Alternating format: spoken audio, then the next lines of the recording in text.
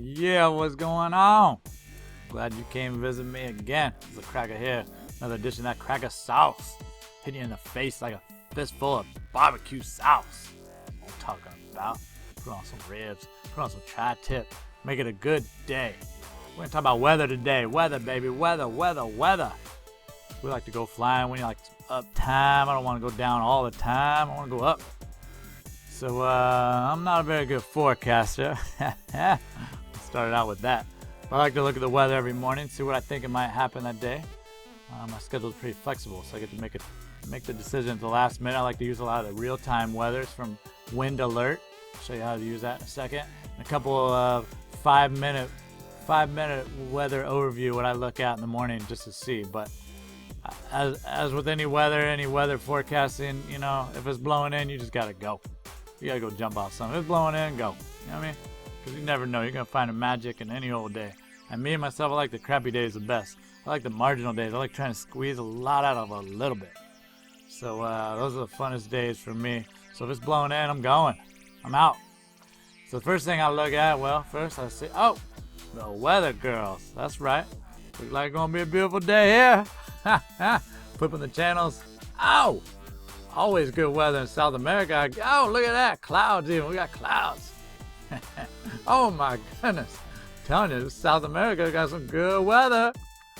I'm happy. I'm going flying. I got clouds here, clouds there, clouds everywhere. I love it. Oh my goodness. Man, that looks like some good flying weather. Sunshine, baby, sunshine. Talk to me. Tell me I'm going up. Tell me I'm gonna get high. That's right. All right. Oh my, sunny everywhere. Looks like good flying weather there too. All right, here we go.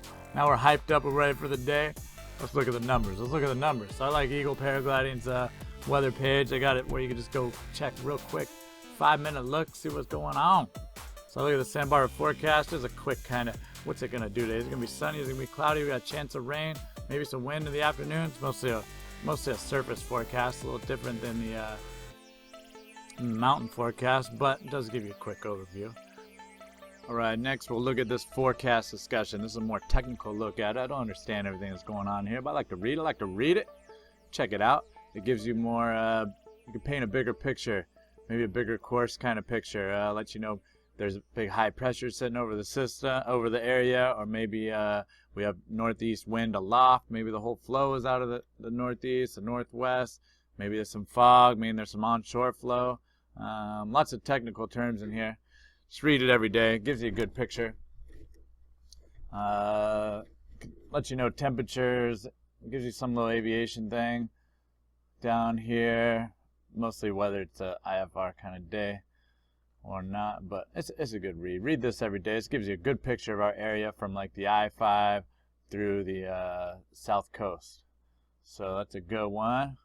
We're going to cruise on next to the balloon. Santa Barbara one is a forecasted one, no longer works. I think it pollates between different balloons. It only starts at like $3 or $4 grand anyway, so that's a tough one to read. Doesn't work anymore anyways. But Vandenberg, a lot of people believe in it. I'm so on it. I guess it's just like anything in the weather. You just kind of keep looking until you find something favorable. And you say, I'm going flying. It's going to be good today. So the thing about the Vandenberg balloon is it's about 50 miles west of us. So has this air mass got to us already? It also goes up like 5 a.m., something like that, 4 a.m. So has this air mass changed? Has it got to us? Is it blown away from us? Are pieces coming towards us? It's hard to know. It's far away. But if you do want to look at this, so this is how many degrees Fahrenheit per 1,000 feet it's changing. So rule of thumb for a soarable lapse rate, you need about 2 degrees of cooling for every 1,000 feet. So ideally, your soaring line would be around this 2,000, and it's gonna either go up, letting you know it's gonna keep cooling at 2 degrees per 1,000 feet, or it's gonna lean this way, which means it's getting stronger the higher it goes, as it's cooling more and more and more. You know, a cracking, cranking, scary lapse rate would be something like this, all the way pegged over here to the moon. So today's kind of looks like. So this says that we're going to be going up from like 500, 1,000 feet. It's soarable all the way up to this blip at about 4,000 feet, maybe 4,500. So today supposedly it's soarable from the bottom to 4,000, 4,500 feet. And maybe true, it's kind of post-frontal right now. It blew out all that crud. Usually, more typical, we have these kind of kinks in here. And these kinks are inversion layers, different layers where the air is obviously a little warmer right there and cause an inversion. So usually we see those more like under 3,000 feet for our typical marine air. We'll see it dip back this way and whatnot. But today it looks awesome. 1,500 feet to 4,045. Go get some. The winds here showing kind of strong, you know, over 15-ish miles an hour from 320 out of the west. Almost, you know, probably this is looking more northwest. So we got a flow from the west-northwest. The one thing I do like about the balloon that I look at it for is not necessarily this. I do look at this just to see, kind of compare for the day, but I don't necessarily think it's the tail all. But the one thing I do like is on low cloud-based days, when there's moisture in the area, when you think it's going to overdevelop, this cloud-based line is pretty accurate, at least for the first half of the day. It could dry out and change, of course, later on. But like today, it's saying that cloud-based is going to be about 1,500 feet or below this morning. So I'm going to stay at work a little longer, because if it develops, that's going to OD, and you won't even be able to launch at the bypass probably. So if I see more like 2,500, more closer to the 3, then I think it's a go. I go for it, because if you get off of the bypass, it's a good time. The rock is your last resort, but the bypass gives you more options. So anything above 3,000, of course, that's great. Probably get off at Skyport. This is give or take 100, 200 feet, of course. But it's usually pretty accurate. Most days you'll see it showing up here, just because that's a regular day, probably where the dew point hits way up high. But we don't worry about that a whole lot in Santa Barbara, because an amazing day is $6,000, a great day $5,000, a good day $4,000. Anything under that, you're making lemonade out of lemons, baby.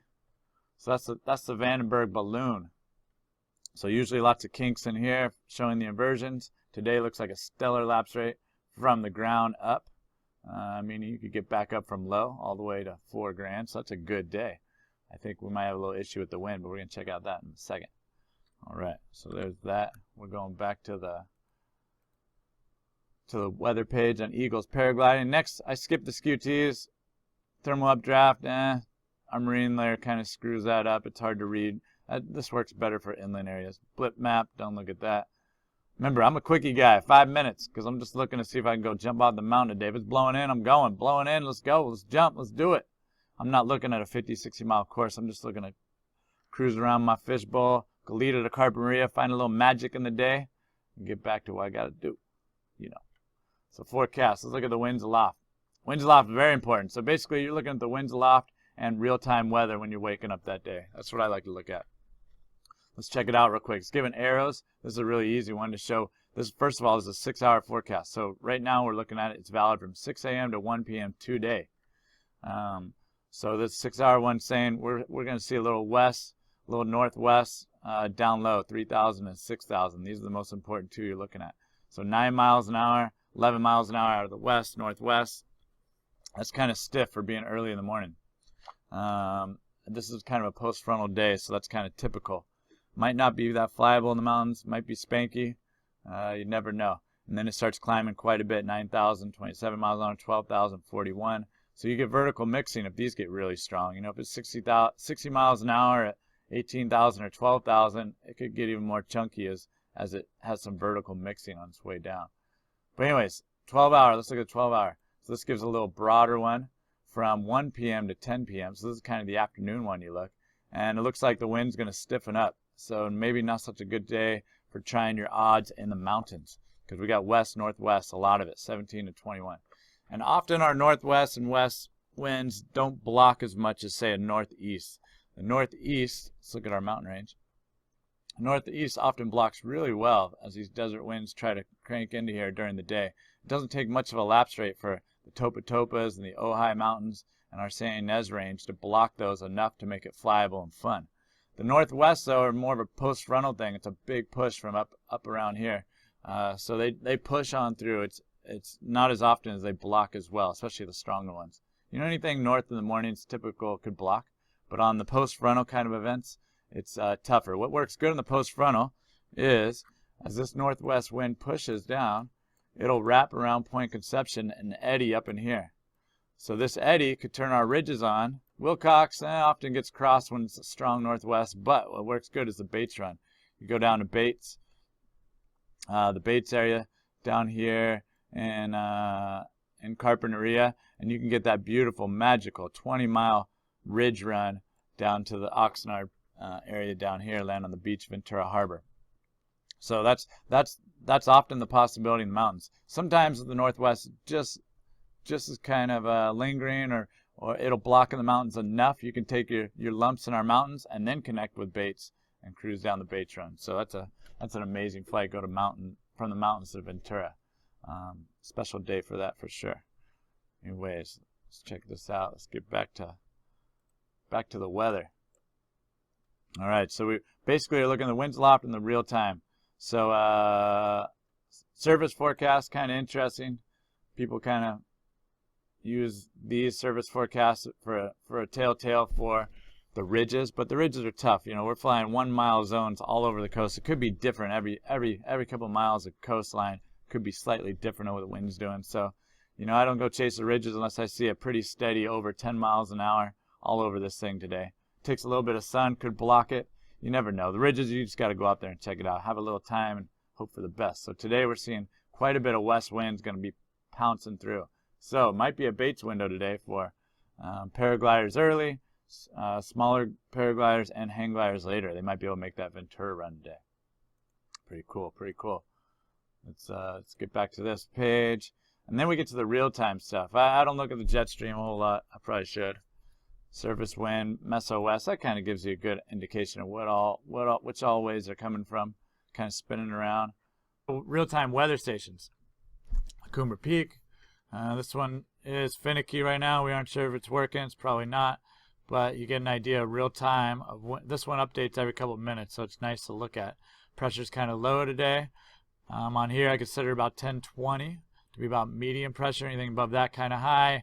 Anything below like 1018, 1017, pretty low. 1009, it's probably raining. So I kind of like to look at that. I also do the weather alert, which I'm going to show you in a second. But those are the real times of La Cumbre. Montecito's good. Problem with this is only posts once an hour. But you could see at 1247, we had a temperature of 77. So I'm going to show you this on wind alert in a minute, an easy way to look at the real-time spreads. You know, 7 to 12 southwest, so it's pretty light. This is about at 2,500 feet. La Cumbre's at 4,000. And that's all I really look at on those, other than the real times. Some people are much better at forecasting weather using skew-tees and other things further out, but I just like to look that morning at what I think the day is going to bring. I'm also just looking to float around. I'm not looking at a 50 or 60 mile course either, like some. So for real-time temps, that's what I use it most. I love Wind Alert, windalert.com. You can get a free login, and then that way when you log in and set up your favorites, whether you're on your smartphone or on your computer at work or at home, you log in, you always have your favorites exactly like it. So in real time, you can take a look at what's going on between La Cumbre, Gold Park, which is Montecito, at 2,500 feet, La Cumbre at 4,000. The temperature differences, so 77 degrees right now at Gold Park, 63 at La Cumbre. When I see over 10 degrees difference, it's going to be cracking. When I see like 5 or 6 degrees difference, cooler at La Cumbre, then it's still probably soarable. That's a couple degrees per 1,000 feet. So anyways, this is a pretty cracking lapse rate right now. Probably pretty exciting out there. The airport I always like to look at for reference for Wilcox and More Mesa. I like to look at the buoys. I do this when I'm flying a lot too. I have it on my smartphone. I just open up the app, and if it's getting funky out there, I like to see what's going on. So in one quick touch of an app, I can see if the buoys are cranking, if there's much wind in San Ynez. I have a lot of these that come and go because sometimes they work, sometimes they don't. I also like to look out at Los Prietos. That's off Paradise Road, along with this one, to see what the wind's doing back there. And another San Ynez one. I also like to check it out for Piru, Santa Paula, Wiley Ridge. These are all in the Santa Clarita River Valley. You can see if the wind's going upriver or downriver and how much it is. So if you're getting to Ojai, you can make a decision if you want to keep going and battle an east wind, or if you have good luck to get to Magic Mountain and you see all these are west like it is today. So pretty quick and easy way to check out the winds in real time. So I use this all the time on my phone and on my computer at work. And that's about it. That's wrapping up the weather. Other than checking out them weather girls. Oh! Just blowing in. Just go, baby. Just go. Let's crack it. We're going to give a shout out to all the people and organizations that make free flight possible here in Santa Barbara and our surrounding areas. First off, we got Eagle Paragliding, which is eagleparagliding.com, one of the 2 paragliding schools in town. They will take you from zero to hero, baby. From the bunny hill to the mountains to all over the world. They got tours all over the place. They got SIV clinics going on with a boat and a lake. So hit up eagleparagliding.com. Arctic 4 is what I fly. It's the only glider I fly. I love it. I use it for everything. Niviac.com. Safest glider on the planet. Smash that bar and you're going places. Smoking those Enzos. Ha! Badass glider. I'm surfing the train all the time here in Santa Barbara. Never take a collapse, never a wingtip. I could launch this thing in technical conditions. I could fly it on the ridges and the training hill, hike with it. It's amazing. Get one. Fly Above All, our other paragliding school in town. You'll see them up at the VOR doing some tandems at the ridges, hanging out, supporting the local community. We got, and they are flyaboveall.com. Flyawayhanggliding.com. Willie, awesome hang glider instructor, ripper pilot, doing his thing here in town. Tandems all over the place. Call me if you want to learn how to hang glide. We got miniplaneusa.com. This is Chad Bastian's company. If you want to learn how to motor, take a lesson with Chad. Super fun. If you want to learn how to thermal too, watch this guy. He's at the hill every day for the last 20 years. Amazing technique. It's like an art form watching him thermal. Watch the way he moves his hands, the way he shifts his weight. You get a lesson all in itself just watching him. And then we have our Santa Barbara Soaring Association page, sbsa.info. You can see the chat box on here when people are talking about flying. The Twitters replicate on here from the 2 paragliding schools of when they're meeting and where the flying's happening. We also have a visiting pilots page. Santa Barbara Soaring Association keeps our sites flyable, our sites insured. Our Wind Talkers talking, so we definitely want to contribute to them. Definitely hit up a local before you come flying or one of the paragliding schools. All the contacts are on the visitings page, and you have to be a member to fly our sites. So we have a little donate here. You can donate and do it right online and be all set for when you come fly. So welcome to paradise.